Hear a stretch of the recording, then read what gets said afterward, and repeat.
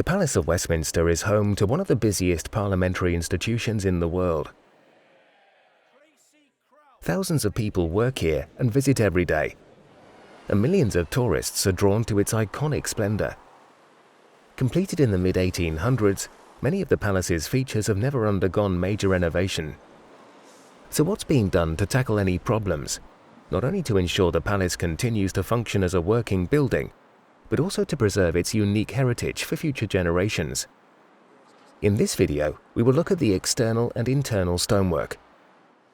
Sand-coloured limestone from Yorkshire was used to build the Palace of Westminster because it was ideal for elaborate carving.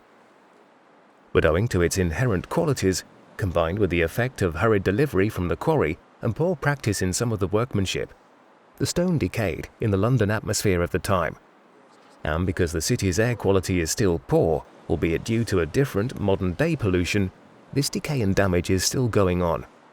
Although these defects were visible as early as 1849, before construction of the palace was even completed, very little was done to prevent its decline during the 19th century. Work was carried out in the 1980s on outward-facing elevations, and in the 90s to some internal courtyards. But there is still a huge amount of essential work to be done.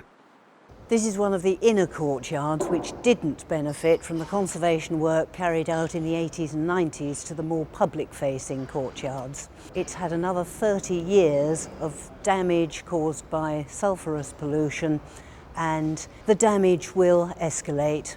You can see that from the days when there was a lot of sulphur in the atmosphere, it's blackened. The longer this pollution is allowed to stay there, the worse the damage gets, and it's still eating into the face of the stone now. This is a really good example of a build-up of this sulphurous pollution. Once we can get rid of this throughout the Palace of Westminster, our stone will be safer. The problem we have with the stone is that it wasn't left to case harden as stone should be when it comes from the quarry. In addition, much of the stone has been bed-faced. Correctly, it should be laid that way up. It should not be laid in the other direction. So we have stone very susceptible to damage. If you look higher up, you can see where they've had to take off a couple of the coping stones for safety reasons because they became so precarious, somebody was going to get injured. And you can see the gargoyles up at the top there. They still carry a lot of carbon deposit underneath them. There again, this is eating away at the surface of the stone.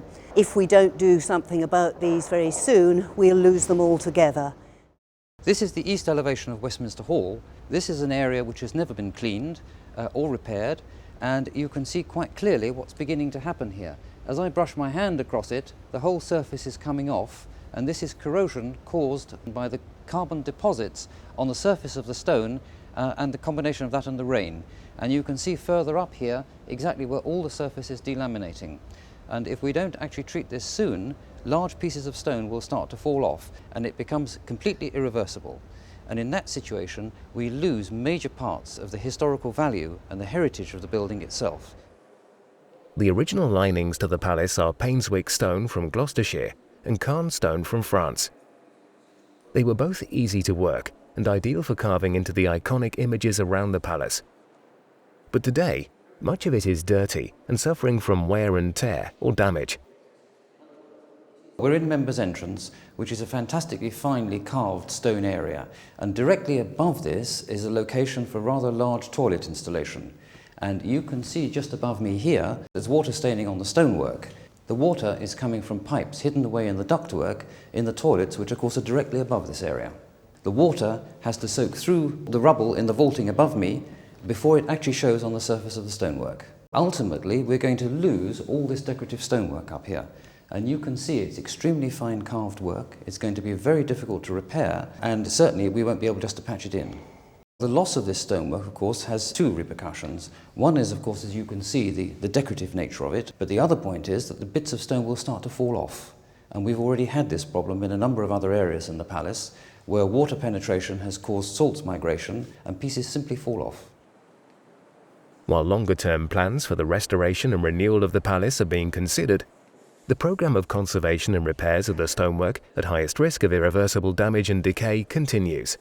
But much of the required work isn't being done because it can't be accessed easily, and the disruption it would cause during sittings of Parliament. To find out more, please watch the other videos in this series